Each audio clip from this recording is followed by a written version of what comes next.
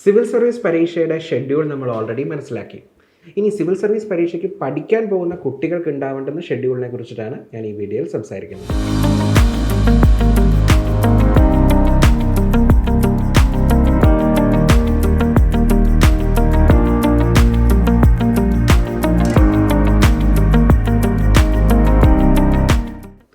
ഒന്നാമതായിട്ട് 2 തരത്തിലുള്ള preparation strategies ഞാൻ പറയാം. അതിൽ ആദ്യത്തേത് അടുത്ത വർഷം പരീക്ഷ എഴുതാൻ പ്ലാൻ ചെയ്യുന്നവർക്കുള്ളതാണ്. അടുത്ത സ്ട്രാറ്റജി 2 വർഷം കഴിഞ്ഞ് പരീക്ഷ എഴുതാൻ വേണ്ടി പ്ലാൻ ചെയ്യുന്ന ആളുകൾക്കാണ്. 2 സ്ട്രാറ്റജിയും ഫലപ്രദമാണ്. ഈ സ്ട്രാറ്റജിയിലേക്ക് പോകുന്നതിന് മുമ്പ് നിങ്ങൾ മനസ്സിലാക്കേണ്ടുന്ന 2 കാര്യങ്ങൾ കൂടെ സൂചിപ്പിക്കാം. ഒന്ന്, സിവിൽ സർവീസ് പരീക്ഷയ്ക്ക് പ്രിലിംസ്, മെയിൻസ്, ഇൻ്റർവ്യൂ എന്നതിന് വേണ്ടിയിട്ട് സെപ്പറേറ്റ് ആയിട്ടൊരു പ്രിപ്പറേഷൻ ഇല്ല. നിങ്ങൾ സിവിൽ സർവീസ് പരീക്ഷയ്ക്ക് പഠിച്ചു തുടങ്ങുമ്പോൾ തന്നെ പ്രിലിംസിനും മെയിൻസിനും ഇൻ്റർവ്യൂവിനുമായിട്ട് ഒരുമിച്ചാണ് പഠിക്കുന്നത്. അതോടൊപ്പം തന്നെ പ്രിലിംസ് കഴിയുമ്പോൾ നിങ്ങൾ മെയിൻസിന് ഫോക്കസ്ഡ് ആവും, മെയിൻസ് കഴിയുമ്പോൾ നിങ്ങൾ കുറച്ചും കൂടി ഇൻ്റർവ്യൂവിന് ഫോക്കസ്ഡ് ആവും. അപ്പോൾ അതാത് പരീക്ഷ എഴുതുന്ന സമയങ്ങളിൽ അതാത് പരീക്ഷയ്ക്ക് അനുസരിച്ചിട്ടുള്ള ഒരു ഫോക്കസ് നിങ്ങൾ കൊടുക്കും, അത്രയേ ഉള്ളൂ. പരീക്ഷയ്ക്ക് പ്രിപ്പയർ ചെയ്യാൻ തുടങ്ങുമ്പോൾ ഒരുമിച്ചാണ് നിങ്ങളുടെ പ്രിപ്പറേഷൻ കൊണ്ടുപോകേണ്ടത്. കുറച്ചും കൂടെ വിശദമാക്കി കഴിഞ്ഞ് കഴിഞ്ഞാൽ, നിങ്ങൾ പഠിക്കുന്ന ബുക്ക് ഏതാണോ, നിങ്ങൾ അറ്റൻഡ് ചെയ്യുന്ന ക്ലാസ് ഏതാണോ, ഇതിൽ പ്രിലിംസിന് യൂസ്ഫുൾ ആകുന്നത് എന്താണ്, മെയിൻസിന് യൂസ്ഫുൾ ആകുന്നത് എന്താണ്, ഇതെങ്ങനെയൊക്കെ പ്രിലിംസിനും മെയിൻസിനും എനിക്ക് ഉപയോഗിക്കാം, ഇൻ്റർവ്യൂവിന് ഉപയോഗിക്കാം എന്നുള്ളതിനെക്കുറിച്ചുള്ളൊരു കാഴ്ചപ്പാട് നിങ്ങൾ പഠിക്കുന്ന സമയത്ത് ഉണ്ടാവണം എന്നുള്ളതാണ്. ഇതാണ് ഞാൻ പ്രിലിംസിനും മെയിൻസിനും ഇൻ്റർവ്യൂവിനും ഒരുമിച്ച് പഠിക്കുക എന്നതുകൊണ്ട് ഉദ്ദേശിക്കുന്നത്. രണ്ടാമത്തെ കാര്യം, സിവിൽ സർവീസ് പ്രിപ്പറേഷൻ സ്ട്രാറ്റജിയുമായിട്ട് വരുമ്പോൾ 2 വാക്കുകൾ നിങ്ങൾ ഒരിക്കലും മറക്കാൻ പാടില്ല. ഒന്ന്, റിവിഷൻ എന്ന് പറയുന്ന ഒരു വാക്കാണ്. കാരണം സിവിൽ സർവീസ് എക്സാമിന് 1 വർഷത്തോളം ഇരുന്ന് മിനിമം നിങ്ങൾ പഠിക്കുന്നുണ്ടാവും. നമ്മൾ പലരും തലേ ദിവസം പഠിച്ച കാര്യങ്ങൾ പിറ്റേ ദിവസം പരീക്ഷയ്ക്ക് പോകുമ്പോൾ മറന്നു പോകുന്ന ആളുകളാണ്. നമ്മുടെ മെമ്മറി എന്ന് പറയുന്നത് വളരെ ഷോർട്ടാണ്.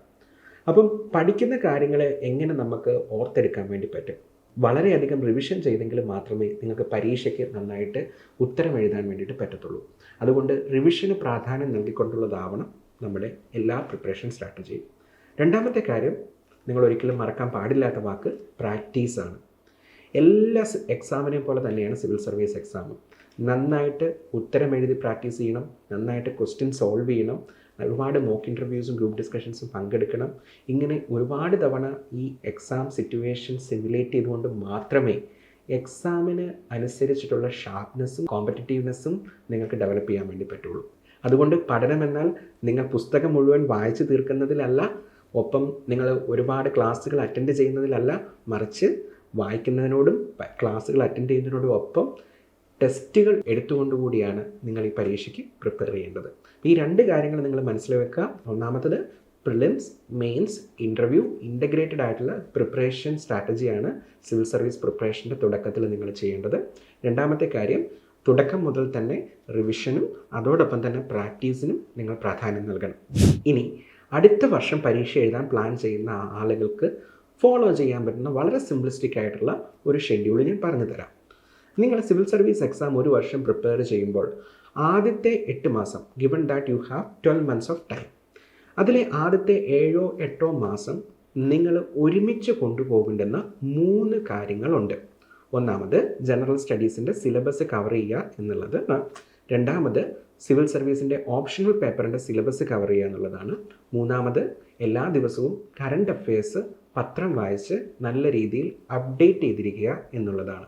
അപ്പം ഈ 3 കാര്യങ്ങളും നിങ്ങളുടെ കണ്ടൻറ്റ് പ്രിപ്പയർ ചെയ്യാൻ വേണ്ടി നിങ്ങളെ സഹായിക്കുന്ന കാര്യങ്ങളാണ്. ആദ്യത്തെ 8 മാസം ഈ 3 കാര്യങ്ങളും സൈമൾട്ടേനിയസ്ലി കൊണ്ടുപോകാൻ വേണ്ടിയിട്ട് നിങ്ങൾ ശ്രദ്ധിക്കണം. അതായത് പ്രിപ്പറേഷൻ സ്റ്റാർട്ട് ചെയ്യുമ്പോൾ ജനറൽ സ്റ്റഡീസിൻ്റെ പ്രിപ്പറേഷൻ NCERT നിങ്ങൾ തുടങ്ങും. ക്ലാസ്സുകൾ അറ്റൻഡ് ചെയ്യുന്നുണ്ട്, നിങ്ങൾ അതിൻ്റെ ക്ലാസ്സുകൾ അറ്റൻഡ് ചെയ്യുന്ന ജനറൽ സ്റ്റഡീസിൻ്റെ ക്ലാസ്സുകൾ, ഓപ്ഷൻ്റെ ക്ലാസ്സുകൾ അറ്റൻഡ് ചെയ്യുന്നുണ്ടാവും. അതോടൊപ്പം തന്നെ കറണ്ട് അഫയേഴ്സിന് വേണ്ടിയിട്ടുള്ള ഡെയിലി നിങ്ങൾ പത്രം വായിക്കുകയും വേണം. ലീഡ് IASനെ സംബന്ധിച്ചിടത്തോളം നമ്മൾ ഇവിടുത്തെ പ്രൈം ബാച്ചിൽ ജോയിൻ ചെയ്യുന്ന എല്ലാവർക്കും ഈ 3 കാര്യവും ഒരുമിച്ച് കൊണ്ടുപോകാനുള്ള ഒരു എക്കോസിസ്റ്റം നമ്മൾ ഒരുക്കി കൊടുക്കുന്നുണ്ട്. എല്ലാ ദിവസവും രാവിലെ മൈക്രോ ക്ലാസ് എന്ന് പറഞ്ഞ് കറണ്ട് അഫയേഴ്സിൻ്റെ ക്ലാസ്സുകളുണ്ട്. 730ഓളം മണിക്കൂറിൽ കൃത്യമായിട്ട് സിലബസ് വ്യക്തമായിട്ട് തീർക്കുന്ന ക്ലാസ്സുകൾ നമ്മൾ ജനറൽ സ്റ്റഡീസിന് ചിട്ടപ്പെടുത്തിയിട്ടുണ്ട്. കേരളത്തിൽ ഏറ്റവും കൂടുതൽ ഓപ്ഷണൽ പേപ്പറും പ്രിപ്പയർ ചെയ്യാൻ വേണ്ടിയിട്ടുള്ള അവസരവും ലീഡ് IAS ഒരുക്കി കൊടുക്കുന്നുണ്ട്. അപ്പം ഒരു കോച്ചിങ്ങിന് ചേർന്ന് കഴിഞ്ഞാൽ ഈ കോച്ചിങ്ങിൻ്റെ പാറ്റേണും ഷെഡ്യൂളിനും അനുസരിച്ചിട്ട് ആദ്യത്തെ ഒരു 7 മാസം, ഒരു ഫെബ്രുവരി അല്ലെങ്കിൽ ജാനുവരിയോടുകൂടി നിങ്ങൾ നിശ്ചിതമായിട്ടുള്ള പോർഷൻസ് ജനറൽ സ്റ്റഡീസിനും ഓപ്ഷണലിനും ഫിനിഷ് ചെയ്യുന്നുണ്ടാവും. ഒപ്പം കറണ്ട് അഫയേഴ്സ് നിങ്ങൾ ഫോളോ ചെയ്യുന്നുണ്ടാവും. ഇതിൽ നിങ്ങൾ ശ്രദ്ധിക്കേണ്ടത് ജാനുവരി ആകുമ്പോഴേക്കും ജനറൽ സ്റ്റഡീസിൻ്റെ സിലബസ് മൊത്തം തീർക്കുകയും ഓപ്ഷണലിൻ്റെ ഒരു 80% സിലബസ് തീർക്കുകയുമാണ്. ഈ സിലബസ് തീർക്കുക എന്നുള്ളത് കൊണ്ട് എന്താ ഉദ്ദേശിക്കുന്നതെന്നറിയോ? അതായത് സിവിൽ സർവീസിന് വേണ്ടിയിട്ടുള്ള സിലബസ് UPSC നോട്ടിഫൈ ചെയ്തതിൽ ആ സിലബസിലെ ഓരോ വാക്കുകളും നിങ്ങൾക്ക് അതിനെക്കുറിച്ച് ബേസിക് മിനിമം ഡീറ്റെയിൽസ് സംസാരിക്കാനുള്ള ഒരു കണ്ടൻറ്റ് നിങ്ങൾക്ക് പ്രിപ്പയർ ആയിട്ടുണ്ടാവണം. ഇതാണ് സിവിൽ സർവീസിൻ്റെ സിലബസ് കവർ ചെയ്യുക എന്നതുകൊണ്ട് ഉദ്ദേശിക്കുന്നത്. ഉദാഹരണം പറഞ്ഞു കഴിഞ്ഞാൽ general studies paper 2 self help group എന്ന് പറഞ്ഞ് UPSC സിലബസിൽ പേര് കൊടുത്തിട്ടുണ്ട്. അപ്പോൾ ഈ സെൽഫ് ഹെൽപ്പ് ഗ്രൂപ്പുകൾ എന്താണെന്നും അത് എന്തുകൊണ്ടാണെന്നും അതിനുകൊണ്ട് എന്തെല്ലാം പ്രയോജനങ്ങളുണ്ടെന്നും അതിൻ്റെ ലിമിറ്റേഷൻസ് എന്തെല്ലാമെന്നും നമ്മൾ സിലബസ് പഠിക്കുമ്പോൾ നമ്മൾ മനസ്സിലാക്കണം. ഇതിനനുസരിച്ചിട്ടുള്ള ചോദ്യങ്ങളായിരിക്കും സിവിൽ സർവീസ് പരീക്ഷയ്ക്ക് ചോദിക്കുക. അപ്പോൾ സിലബസ് കവർ ചെയ്യുക എന്ന് പറഞ്ഞാൽ അതിൻ്റെ ക്ലാസ്സുകൾ അറ്റൻഡ് ചെയ്യുക, കൃത്യമായിട്ടുള്ള നോട്ടുകൾ തയ്യാറാക്കുക, അത് അന്നന്ന് പഠിപ്പിച്ച കാര്യങ്ങൾ അന്നന്ന് ആവർത്തിച്ച് റിവിഷൻ ചെയ്യാൻ വേണ്ടി ശ്രദ്ധിക്കുക. ഒപ്പം നമ്മൾ ഓരോ സബ്ജക്റ്റിൻ്റെ കൂടെയും ടെസ്റ്റുകൾ നടത്തുന്നുണ്ട്. ആ ടെസ്റ്റുകൾ എടുക്കുന്നത് കൊണ്ട് തന്നെ നിങ്ങൾക്ക് പ്രാക്ടീസ് ചെയ്യാനുള്ള അവസരം കൂടെ കിട്ടും. ഈ രീതിയിൽ ഒരു ജാനുവരി മാസം വരെ നിങ്ങൾക്ക് പോവാം. ജാനുവരിയോടുകൂടി നമ്മൾ കുറേ കൂടെ പ്രിലിംസ് ഓറിയൻറ്റഡ് ആയിട്ടുള്ള പ്രിപ്പറേഷനിലേക്ക് കടക്കണം. കാരണം എന്താണെന്ന് വെച്ച് കഴിഞ്ഞാൽ ആദ്യത്തെ തവണ പ്രിലിംസ് കയറി പോവുക എന്ന് പറയുന്നത് കുറച്ച് ബുദ്ധിമുട്ടുള്ള ഒരു കാര്യമാണ്.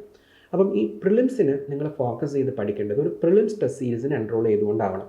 കേരളത്തിലെ വളരെ സക്സസ്ഫുൾ ആയിട്ടുള്ള prelims test series prelims killer എന്ന പേരിൽ കഴിഞ്ഞ 5 കൊല്ലങ്ങളായിട്ട് ലീഡ് IAS നടത്തി വരിക. കേരളത്തിൽ ഏറ്റവും കൂടുതൽ പേര് പ്രിലിംസ് ഫസ്റ്റ് അറ്റംപ്റ്റിൽ ക്വാളിഫൈ ചെയ്യുന്ന ഒരു ടെസ്റ്റ് സീരീസ് കൂടിയാണ് പ്രിലിംസ് കില്ലർ. ഈ ടെസ്റ്റ് സീരീസിൻ്റെ ഗുണം എന്താണെന്ന് വെച്ച് കഴിഞ്ഞാൽ ഓരോ 7 ദിവസമോ 10 ദിവസമോ കൂടുന്തോറും നിങ്ങൾക്ക് ഒരു സബ്ജക്റ്റിൻ്റെ ഒരു ടെസ്റ്റ് ഉണ്ടാവും. ആ ടെസ്റ്റിന് വേണ്ടി നിങ്ങൾ ആ തലയാഴ്ച മൊത്തം ഇരുന്ന് പഠിക്കും. എന്നിട്ടാണ് നിങ്ങൾ ആ ടെസ്റ്റ് എടുക്കുന്നത്. അപ്പോൾ നിങ്ങൾ എത്രമാത്രം പഠിച്ചു എന്നും സബ്ജക്റ്റ് കൃത്യമായി മനസ്സിലാക്കിയിട്ടുണ്ടോ എന്നൊക്കെ മനസ്സിലാക്കാൻ വേണ്ടി ടെസ്റ്റ് സീരീസ് ഉപകരിക്കും. അതായത് ജാനുവരി തൊട്ടുള്ള നിങ്ങളുടെ പ്രിപ്പറേഷൻ സൈക്കിളിനെ നിർണ്ണയിക്കുന്ന ഏറ്റവും ഇമ്പോർട്ടൻ്റ് ആയിട്ടുള്ള ഫാക്ടർ ടെസ്റ്റ് സീരീസും അതിൻ്റെ ഷെഡ്യൂളുമാണ്.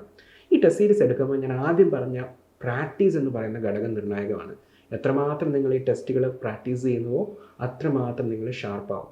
അതിന് ഒരു നല്ല ടെസ്റ്റ് സീരീസ് നിങ്ങളെ ഹെൽപ്പ് ചെയ്യും. ഈ പ്രിലിംസ് ഫോക്കസ് പ്രിപ്പറേഷൻ എന്നുകൊണ്ട് നിങ്ങൾ പ്രിലിംസ് എക്സ്ക്ലൂസീവ് പ്രിപ്പറേഷൻ എന്ന് അർത്ഥമാക്കുന്നില്ല. കാരണം ജാനുവരിയിലും ഫെബ്രുവരിയിലും നിങ്ങൾക്ക് ഓപ്ഷണലിൻ്റെ കുറച്ച് ഭാഗങ്ങളൊക്കെ തീർക്കാനുണ്ട് എന്നുണ്ടെങ്കിൽ നിങ്ങൾക്ക് കൃത്യമായിട്ട് ആ പോർഷൻസ് നിങ്ങൾക്ക് തീർക്കാൻ വേണ്ടിയിട്ട് ശ്രദ്ധിക്കാം. കുറച്ച് സമയം അതിനുവേണ്ടി വകയിരുത്തുന്നതിലൊന്നും തെറ്റില്ല. ചിലപ്പം ജനറൽ സ്റ്റഡീസിൻ്റെ ക്ലാസ് ചിലപ്പം പൂർണ്ണമായിട്ട് കഴിഞ്ഞിട്ടുണ്ടാവില്ല. ആ ക്ലാസ്സുകളും അറ്റൻഡ് ചെയ്യുന്നതിൽ തെറ്റില്ല. ഒരു മാർച്ചോട് കൂടിയെങ്കിലും നിങ്ങൾ പ്രിലിംസ് എക്സ്ക്ലൂസീവ് പ്രിപ്പറേഷനിലേക്ക് വരണം. ഇനി ഏപ്രിൽ മെയ് മാസങ്ങൾ, അതായത് പരീക്ഷയ്ക്ക് മുമ്പുള്ള 2 മാസങ്ങളിൽ പുതുതായിട്ടൊന്നും പഠിക്കാൻ പാടില്ല. നിങ്ങൾ അതുവരെ 10 മാസം പഠിച്ചിട്ടുള്ള കാര്യങ്ങൾ വളരെ അധികം തവണ നിങ്ങൾ വായിക്കുകയും പ്രാക്ടീസ് ചെയ്യുകയും ചെയ്തുകൊണ്ട് റിവിഷൻ മാത്രമായിരിക്കണം നിങ്ങളുടെ ആ 2 മാസത്തെ അജണ്ട. ഈ രീതിയിലാണ് പ്രിലിംസ് എക്സാമിന് തയ്യാറെടുക്കേണ്ടത്. ഇനി നിങ്ങൾ പ്രിലിംസ് എക്സാം എഴുതുന്നു, പ്രിലിംസ് ക്രാക്ക് ചെയ്യുന്നു, മെയിൻസിന് വേണ്ടി തയ്യാറെടുക്കുകയാണ്. പ്രിലിംസിനും മെയിൻസിനും ഇടയ്ക്ക് നിങ്ങൾക്ക് 3 മാസത്തെ സമയം കിട്ടും. ആ 3 മാസത്തെ സമയത്ത് നിങ്ങൾ പ്രധാനമായിട്ടും ചെയ്യേണ്ടുന്നത് ടെസ്റ്റ് സീരീസുകൾ അറ്റൻഡ് ചെയ്തിട്ട് ആൻസർ റൈറ്റിംഗ് റിഗ്രസ് ആക്കുക എന്നുള്ളതാണ്. ആ സമയം നിങ്ങൾക്ക് എഴുതാനും റിവിഷൻ ചെയ്യുവാനുമേ സമയമുള്ളൂ. ഞാൻ ആദ്യം പറഞ്ഞ അതേ പ്രിൻസിപ്പിൾ, റിവിഷൻ ആൻഡ് പ്രാക്ടീസ്. അപ്പോൾ അങ്ങനെ നിങ്ങൾ പ്രിലിംസിനും മെയിൻസിനും ഇടയിലുള്ള സമയം വളരെ എഫക്റ്റീവായിട്ട് റിഗ്രസ് ആയിട്ടുള്ള പ്രാക്ടീസിനും റിവിഷനും വേണ്ടിയിട്ട് ഉപയോഗിക്കണം എന്നുണ്ടെങ്കിൽ ഞാൻ നേരത്തെ പറഞ്ഞതുപോലെ നിങ്ങൾ ക്ലാസ്സുകൾ അറ്റൻഡ് ചെയ്തോ അല്ലെങ്കിൽ നിങ്ങൾ സെൽഫ് പ്രിപ്പറേഷനിലൂടെയോ മൊത്തം സിലബസ് ആദ്യം കവർ ചെയ്തിട്ടുണ്ടാവണം. അപ്പം ഈ മെയിൻസിൻ്റെ സമയത്ത് നമ്മൾ കറണ്ട് അഫയേഴ്സ് കുറച്ചുകൂടി അപ്ഡേറ്റ് ചെയ്യും, നമ്മൾ പഠിച്ച കാര്യങ്ങളൊന്നുകൂടെ കൺസോൾഡേറ്റ് ചെയ്യും, റിവിഷൻ ചെയ്യും. ഇത്രയും പ്രോസസ്സേ നമ്മൾ പ്രിലിംസിന് ശേഷം നടക്കുകയുള്ളൂ. ഇപ്പോൾ എൻ്റെ സ്റ്റുഡൻസിൽ, ഒരുപാട് ലീഡ് IAS സ്റ്റുഡൻസിൽ ഞാൻ കണ്ടുവരുന്നൊരു കാര്യം, ഒന്നാമത്തെ അറ്റംപ്റ്റിൽ പ്രിലിംസ് കയറിയിട്ട് മെയിൻസ് എഴുതുന്ന കുട്ടികൾക്ക് പലരും മെയിൻസ് കയറാൻ വേണ്ടി ബുദ്ധിമുട്ട് നേരിടുന്നതിൻ്റെ ഒരു കാരണം അവരുടെ ഓപ്ഷണൽ പേപ്പർ തീർന്നില്ല എന്നുള്ളതാണ്. അപ്പോൾ നമുക്ക് എത്രയും വേഗം ഓപ്ഷണൽ സബ്ജക്റ്റ് തീർക്കാൻ പറ്റുന്നോ അത്രയും നല്ലത്. കാരണം പലപ്പോഴും ഫസ്റ്റ് അറ്റംപ്റ്റേഴ്സ് ആദ്യത്തെ മെയിൻസ് എഴുതുമ്പോൾ ഓപ്ഷണലിൻ്റെ പുറകെ പോയി ഒരുപാട് സമയം കളയാറുണ്ട്. കാരണം ജനറൽ സ്റ്റഡീസ് പേപ്പർ പിന്നെയും എങ്ങനെയെങ്കിലും ഒരു സാമാന്യ ബുദ്ധിയിൽ നമുക്ക് എഴുതി വെക്കാൻ വേണ്ടിയൊക്കെ പറ്റും. പക്ഷേ ഓപ്ഷണൽ പേപ്പറിന് കൃത്യമായ കണ്ടൻറ് ഇല്ലെങ്കിൽ മാർക്ക് കിട്ടാൻ പാടാം. അതുകൊണ്ട് തന്നെ ഓപ്ഷണലിൻ്റെ സിലബസ് തീർക്കുക എന്നുള്ളത് തന്നെയായിരിക്കണം നിങ്ങളുടെ പ്രയോറിറ്റി. ഇനി അഥവാ ജനറൽ സ്റ്റഡീസിൽ എന്തെങ്കിലുമൊക്കെ ലൂപ്പ് ഹോൾ ഉണ്ടെങ്കിൽ മെയിൻസ് കില്ലറിൽ പ്രയോറിറ്റി ഏരിയാസിൻ്റെ റിവിഷൻ ക്ലാസ്സും വളരെ കോംപ്രഹെൻസീവ് ആയിട്ടുള്ള ആൻസർ കീസും ഒക്കെ ഉണ്ട്. അതെല്ലാം പഠിച്ചിട്ട് നിങ്ങൾക്ക് മെയിൻസ് ക്രാക്ക് ചെയ്യാൻ വേണ്ടിയിട്ട് പറ്റും. ഇനി മെയിൻസിന് ശേഷമുള്ള ഒരു സമയം, കുറച്ച് സമയം ഒരു റിലാക്സ്ഡ് ആയിട്ടുള്ള ഒരു ടൈമാണ്. റിസൾട്ട് വരാൻ കുറച്ച് സമയം എടുക്കും. അപ്പോൾ നിങ്ങൾക്ക് കുറച്ച് എക്സ്ട്രാ റീഡിങ്ങിനൊക്കെ ഉള്ളൊരു സമയം കിട്ടും. ഇൻ്റർവ്യൂവിൻ്റെ റിസൾട്ട് വരുമ്പം അല്ലെങ്കിൽ അതിന് മുമ്പ് തന്നെ നിങ്ങൾക്ക് ഇൻ്റർവ്യൂവിന് പ്രിപ്പയർ ചെയ്ത് തുടങ്ങാം. കൂടുതൽ ന്യൂസ് പേപ്പർ സെൻട്രിക് ആയിട്ടുള്ള ഒരുപാട് ഗ്രൂപ്പ് ഡിസ്കഷനിലൂടെയൊക്കെയാണ് ഇൻ്റർവ്യൂവിന് പ്രിപ്പയർ ചെയ്യേണ്ടത്. അതിന് വേണ്ടിയിട്ട് ലീഡ് IAS കഴിഞ്ഞ 4 വർഷമായിട്ട് വളരെ സക്സസ്ഫുള്ളായിട്ട് ഗ്രൂപ്പ് ഡിസ്കഷൻസ് നടത്തുന്നുണ്ട്. കേരളത്തിൽ നിന്ന് ഇൻ്റർവ്യൂവിന് പോകുന്ന ഒട്ടുമിക്ക പേരും ഈ group ഡിസ്കഷനിൽ systematic and moderated group ഡിസ്കഷനിൽ പങ്കെടുക്കാറുമുണ്ട്. ഈ ഗ്രൂപ്പ് ഡിസ്കഷനിലൂടെ ഒരുപാട് സംസാരിക്കുകയും മറ്റുള്ളവരുടെ അഭിപ്രായങ്ങൾ കേൾക്കുകയും അതിനനുസരിച്ച് പ്രതികരിക്കുകയും ഒക്കെ ചെയ്തിട്ടാണ് നമ്മൾ ഇൻ്റർവ്യൂവിന് തയ്യാറെടുക്കുന്നത്. അപ്പോൾ നിങ്ങൾക്ക് സിവിൽ സർവീസിൻ്റെ പ്രിപ്പറേഷൻ തുടക്കകാലം തൊട്ട് നിങ്ങൾ വായിച്ച NCERT തൊട്ട് നിങ്ങൾക്കുള്ള പല റീഡിങ്ങുകളും നിങ്ങൾക്ക് ഇൻ്റർവ്യൂവിന് യൂസ്ഫുള്ളും ആയിരിക്കും. അപ്പം ഈ രീതിയിലാണ് നമ്മൾ ഇൻ്റർവ്യൂവിന് പ്രിപ്പയർ ചെയ്യുക. അപ്പം അടുത്ത വർഷം സിവിൽ സർവീസ് പ്രിപ്പയർ ചെയ്യുന്ന ഏകദേശം 12 മാസം നിങ്ങൾക്ക് ആദ്യത്തെ പ്രിലിംസ് പരീക്ഷ എഴുതുന്നതിന് മുമ്പ് ഉണ്ടെങ്കിൽ നിങ്ങൾ ചെയ്യേണ്ട രീതി ഇതാണ്. 3 കാര്യങ്ങൾ നിങ്ങൾ ഒരുമിച്ച് കൊണ്ടുപോകണം. 1, സിവിൽ സർവീസിൻ്റെ general studies preparation, syllabus cover ചെയ്യുക. 2, optional preparation. 3, current affairs preparation. ഇതിന് ഒപ്പം തന്നെ പ്രാക്ടീസ് കൂടെ കൊണ്ടുപോവുക, റിവിഷൻ ചെയ്യുക. റിവിഷൻ്റെ കാര്യം പറയുമ്പോൾ ഞാൻ അതിനെക്കുറിച്ച് കൂടുതലായിട്ട് സംസാരിക്കാം. റിവിഷൻ നിങ്ങൾ അന്നന്ന് പഠിക്കുന്ന കാര്യങ്ങൾ അന്നന്ന് പഠിക്കണം. ആഴ്ചയിൽ പഠിപ്പിച്ചിട്ടുള്ള കാര്യങ്ങൾ അതേ ആഴ്ച തന്നെ വീക്കെൻഡിലിരുന്ന് നിങ്ങൾ നന്നായിട്ട് റിവിഷൻ ചെയ്യണം. ടെസ്റ്റ് സീരീസ് വരുമ്പോൾ ഇതേ പോർഷൻസ് നിങ്ങൾ വീണ്ടും റിവിഷൻ ചെയ്യും. പരീക്ഷയുടെ അടുത്തുള്ള ദിവസങ്ങളിൽ വീണ്ടും ആവർത്തിച്ച് റിവിഷൻ ചെയ്യും. ഇതിൽ വളരെ നിർണായകമായിട്ടുള്ള കുറച്ച് കാര്യങ്ങൾ കൂടിയുണ്ട്. നല്ല രീതിയിൽ നോട്ട് ഉണ്ടാക്കുക, അതോടൊപ്പം തന്നെ നിങ്ങളുടെ സീനിയേഴ്സിനോട് സംസാരിക്കുക, അതോടൊപ്പം തന്നെ നിങ്ങൾ ഈ പരീക്ഷയുടെ സമയങ്ങളിൽ വളരെ കൺസിസ്റ്റൻ്റ് ആയിട്ടിരിക്കുക. ഇതൊക്കെ വളരെ ഇമ്പോർട്ടൻ്റ് ആണ്. അതിനെക്കുറിച്ചൊന്നും ഞാൻ പ്രത്യേകം എടുത്ത് പറയുന്നില്ല. വിശദമായിട്ട് മറ്റു വീഡിയോകളിൽ നമുക്ക് പരിചയപ്പെടാം. ഇനി അടുത്ത സ്ട്രാറ്റജി 2 വർഷം കഴിഞ്ഞിട്ട് പ്രിപ്പയർ ചെയ്യുന്ന ആളുകൾക്കുള്ളതാണ്. അപ്പോൾ 2 വർഷം സമയമുണ്ടെന്നുണ്ടെങ്കിൽ നിങ്ങൾ ആദ്യം ചെയ്യേണ്ടുന്ന കാര്യം, ഒരു ക്ലാസ് അറ്റൻഡ് ചെയ്യുകയാണെന്നുണ്ടെങ്കിൽ ഇപ്പോൾ ലീഡ് IASനെ സംബന്ധിച്ചിടത്തോളം 2 വർഷത്തെ ക്യാമ്പസ് പ്രോഗ്രാമും വർക്കിംഗ് ആസ്പിറൻസ് പ്രോഗ്രാമും ഒക്കെ ഉണ്ട്. വളരെ സാവധാനം, വളരെ റിലാക്സ്ഡായി, എന്നാൽ തന്നെ വളരെ സിസ്റ്റമാറ്റിക് ആയിട്ട് നിങ്ങൾക്ക് പഠിച്ചു പോകാൻ വേണ്ടി പറ്റും. 2 വർഷത്തെ സ്ട്രാറ്റജിയാണ് നിങ്ങൾ ഡിവൈസ് ചെയ്യുന്നതെങ്കിൽ 1 വർഷം നിങ്ങൾ പഠിക്കുമ്പോൾ ഉള്ള ഒരുപാട് പ്രോബ്ലംസ് 2 വർഷം കൊണ്ടാണ് ചെയ്യുന്നതെങ്കിൽ ഉണ്ടാവില്ല. കാരണം ഒരു വർഷം കൊണ്ട് പ്രിപ്പയർ ചെയ്യുന്ന ആളുകൾ വളരെ ടൈറ്റ്ലി പാക്ഡ് ആണ്. കാരണം മെയിൻസിൻ്റെ സമയമാകുമ്പോഴേക്കും അവർ ഓപ്ഷണലിൻ്റെ പുറകെ പോകും, ടെസ്റ്റ് സീരീസ് എഴുതാൻ വേണ്ടി പോകും, എല്ലാം കൂടി കലങ്ങി മറിയുന്ന ഒരു അവസ്ഥയായിരിക്കും ഉണ്ടാവുക. പക്ഷേ 2 വർഷം കൊണ്ടാണ് നിങ്ങൾ ഈ പരീക്ഷയെ അഭിമുഖീകരിക്കുന്നതെങ്കിൽ ആ പ്രശ്നങ്ങളൊന്നുമില്ല.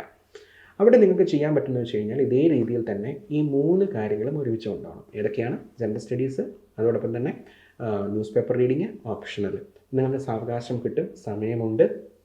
ഞാൻ 1ാമത്തെ വർഷത്തെ സ്ട്രാറ്റജിക്കാരോട് പറഞ്ഞതുപോലെ തന്നെ നിങ്ങൾ പരീക്ഷ എഴുതുന്നതിന് ഒരു 6 മാസം മുമ്പ് അല്ലെങ്കിൽ 8 മാസം മുമ്പ് പ്രിലിംസ് ഓറിയൻറ്റഡ് ആയിട്ടുള്ള പ്രിപ്പറേഷൻ, നിങ്ങൾ പ്രിലിംസ് ഫോക്കസ്ഡ് ആയിട്ടുള്ള പ്രിപ്പറേഷൻ നിങ്ങൾക്ക് തുടങ്ങാം. ടെസ്റ്റ് സീരീസിൽ എൻറോൾ ചെയ്യാം. ഇപ്പം നമ്മുടെ 2 വർഷത്തെ ക്യാമ്പസ് പ്രൈം പ്രോഗ്രാമിലൊക്കെ ആണെന്നുണ്ടെങ്കിൽ നിങ്ങൾക്ക് പരീക്ഷ എഴുതുന്നതിന് 6 മാസം മുമ്പ് 8 മാസം മുമ്പ് ടെസ്റ്റ് സീരീസ് നവംബറിൽ തന്നെ നിങ്ങൾക്ക് തുടങ്ങും. അപ്പോൾ നിങ്ങൾക്ക് കുറച്ചും കൂടെ സമയം പോർഷൻസ് തീർക്കാൻ വേണ്ടി, റിവിഷൻ ചെയ്യാൻ വേണ്ടിയിട്ടും ടെസ്റ്റ് എഴുതാൻ വേണ്ടിയിട്ടൊക്കെ കിട്ടും. അപ്പോൾ ആ രീതിയിൽ പഠിച്ചു പോവുക. മെയിൻസിന് ഇതേ ഷെഡ്യൂൾ തന്നെയാണ് നിങ്ങൾ ഫോളോ ചെയ്യേണ്ടത്. അതായത് ടെസ്റ്റ് സീരീസ് എഴുതുക, റിവിഷൻ ചെയ്യുക, ടെസ്റ്റ് സീരീസ് എഴുതുക, റിവിഷൻ ചെയ്യുക. ഇതേ മോഡിലായിരിക്കണം മെയിൻസിന് പോകേണ്ടത്. ഇൻ്റർവ്യൂവിന് ഗ്രൂപ്പ് ഡിസ്കഷൻസ് പാർട്ടിസിപ്പേറ്റ് ചെയ്യുക, മോക്ക് ഇൻ്റർവ്യൂസ് പാർട്ടിസിപ്പേറ്റ് ചെയ്യുക, ഒരുപാട് സംസാരിക്കുക, നിങ്ങളുടെ കണ്ടൻറ്റ് നല്ല രീതിയിൽ ഇൻസൈറ്റ്സ് നിങ്ങൾക്ക് ആർട്ടിക്കുലേറ്റ് ചെയ്യാൻ വേണ്ടിയിട്ട് പഠിക്കുക. അപ്പോൾ ഈ രീതിയിലാണ് നമ്മുടെ പ്രിപ്പറേഷൻ സ്ട്രാറ്റജീസ് ഡിവൈസ് ചെയ്യേണ്ടത്. ഇനി കുറച്ച് കാര്യങ്ങളോട് ഞാൻ നിങ്ങളുടെ ശ്രദ്ധയിലേക്ക് കൊണ്ടുവരാം. ഈ പരീക്ഷ പാസ്സാകാൻ വേണ്ടി ചില എസെൻഷ്യൽ സ്കിൽസ് ആവശ്യമാണ്. ഈ സ്കിൽസിൻ്റെ ഒരു പ്രശ്നം എന്ന് വെച്ച് കഴിഞ്ഞാൽ ഇത് ഡെവലപ്പ് ചെയ്യാൻ വേണ്ടി കുറേ സമയം എടുക്കും എന്നുള്ളതാണ്. സിവിൽ സർവീസ് പരീക്ഷയെ സംബന്ധിച്ചിടത്തോളം ഏറ്റവും ഇമ്പോർട്ടൻ്റ് ആയിട്ടുള്ള 2 കഴിവുകൾ, ഒന്ന് കമ്മ്യൂണിക്കേഷൻ സ്കില്ലും 2 അനലിറ്റിക്കൽ സ്കില്ലുമാണ്. ഈ 2 സ്കിൽസും ഡെവലപ്പ് ചെയ്യാൻ വേണ്ടിയിട്ട് ഡെഡിക്കേറ്റഡ് ആയിട്ടുള്ള ഒരു ഓറിയൻറ്റേഷൻ നിങ്ങൾക്ക് ആവശ്യമുണ്ട്. ലീഡ് IAS തുടങ്ങിയപ്പം തൊട്ട് നമ്മൾ നമ്മുടെ സ്റ്റുഡൻസിനെ പുഷ് ചെയ്യുന്ന ഒരു കാര്യം ഈ സ്കിൽസ് ഡെവലപ്പ് ചെയ്യാൻ വേണ്ടിയിട്ടാണ്. പലർക്കും അനലറ്റിക്കലി ആയിട്ട് കണക്ട് ചെയ്ത് എങ്ങനെ പഠിക്കാമെന്നുള്ള ഒരു അറിവില്ല. അതുകൊണ്ട് തന്നെ ലോജിക്കൽ സെൻസ് പരമാവധി അപ്ലൈ ചെയ്ത് പഠിക്കുന്ന കാര്യങ്ങൾ വളരെ കണക്റ്റഡ് ആയിട്ട് പറഞ്ഞ് അവതരിപ്പിക്കാൻ വേണ്ടിയാണ് ലീഡ് IASലെ ഓരോ ഫാക്കൽറ്റിയും ശ്രദ്ധ ചെലുത്തുന്നത്. അതുപോലെ നിങ്ങളും പഠിക്കുമ്പോൾ പഠിക്കുന്ന കാര്യങ്ങൾ വെറുതെ കാണാപ്പാഠം പഠിക്കുകയല്ല, എന്തുകൊണ്ട് ഇങ്ങനെ വന്നു, എങ്ങനെ ഇങ്ങനെ വരുന്നു എന്നൊക്കെയുള്ള ചോദ്യങ്ങൾ നിങ്ങൾ പലപ്പോഴും ചോദിക്കണം. ഹിസ്റ്ററി പഠിക്കുമ്പോൾ ഒരു കഥ പോലെ നിങ്ങൾക്ക് പഠിക്കാൻ വേണ്ടി പറ്റണം. ജിയോഗ്രഫി പഠിക്കുമ്പോൾ വിഷ്വലൈസ് ചെയ്ത് നിങ്ങൾക്ക് പഠിക്കാൻ വേണ്ടി പറ്റണം. വേൾഡ് അഫയേഴ്സ് പഠിക്കുമ്പോൾ സ്ട്രാറ്റജിക്കൽ തോട്ട്സ് അപ്ലൈ ചെയ്തിട്ട് നിങ്ങൾക്ക് പഠിക്കാൻ വേണ്ടി പറ്റണം. അതിനുള്ള ട്രെയിനിങ് ലീഡ് IASൽ കിട്ടും. ആ ഒരു സ്കില്ല് ഡെവലപ്പ് ചെയ്യാൻ വേണ്ടി നിങ്ങൾ കോൺഷ്യസ് ആയിട്ട് എഫേർട്ട് ഇടണം. അപ്പോൾ അനലിറ്റിക്കൽ തിങ്കിങ്ങിനോട് ഹെൽപ്പ് ചെയ്യുന്ന ചില എക്സസൈസും കൂടെയുണ്ട്. ഉദാഹരണത്തിന് എല്ലാ ദിവസവും ന്യൂസ് പേപ്പറിൻ്റെ എഡിറ്റോറിയൽസ് വായിക്കുക, അത് ചെറുതായിട്ടൊന്ന് സമ്മറി എഴുതുക. നിങ്ങളുടെ കമ്മ്യൂണിക്കേഷൻ സ്കില്ലും ആർട്ടിക്കുലേഷൻ സ്കില്ലിനും ഡെവലപ്പ് ചെയ്യാൻ വേണ്ടി സഹായിക്കും. ഒരു 3 മാസം കോൺഷ്യസ്ലി ഈ സ്കിൽ സെറ്റ് ഡെവലപ്പ് ചെയ്യാൻ വേണ്ടി നിങ്ങൾ എപ്പോഴെങ്കിലും നിങ്ങളുടെ പ്രിപ്പറേഷൻ്റെ ഒരു സമയത്ത് എഫേർട്ട് ഇട്ടേ പറ്റൂ. അങ്ങനെയാണെന്നുണ്ടെങ്കിൽ നിങ്ങൾക്ക് മെയിൻസ് വരുമ്പം ഒരുപാട് ബുദ്ധിമുട്ടില്ലാണ്ട് ഫീഡ്ബാക്കുകൾ തരുന്നത് ഈസി ആയിട്ട് നിങ്ങളുടെ ആൻസേഴ്സിൽ കൊണ്ടുവരാനും ഇമ്പ്രൂവ് ചെയ്യാനും വേണ്ടിയിട്ട് നിങ്ങൾക്ക് പറ്റും. അപ്പോൾ ഈ 2 കാര്യങ്ങളുടെ, അതായത് 1 അനലിറ്റിക്കൽ സ്കിൽസ് ഡെവലപ്പ് ചെയ്യാം, 2 റൈറ്റിംഗ് സ്കിൽസും ഡെവലപ്പ് ചെയ്യാം.